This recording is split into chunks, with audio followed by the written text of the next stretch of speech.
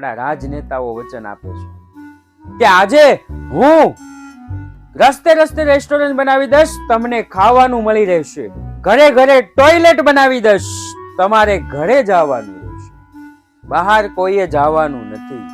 પહેલાના જમાનામાં કેવું હતું ખબર છે? આપણે બાપ દાદા હતા ત્યારે કેવું હતું ખબર છે? ઘરે ખાતા અને બહાર, સમજ રહ્યો? અને હવે આપણે કેવું થઈ ગયું છે? બહાર ખાવાનું અને સમજ રહ્યો? મને વિચાર આવે કે જમીનની ફળદ્રુપતા ઘટી કેમ? પછી ખબર પડી કે જમીનની ફળદ્રુપતા એટલે ઘટી, પાક ઓછો એટલે થાય છે.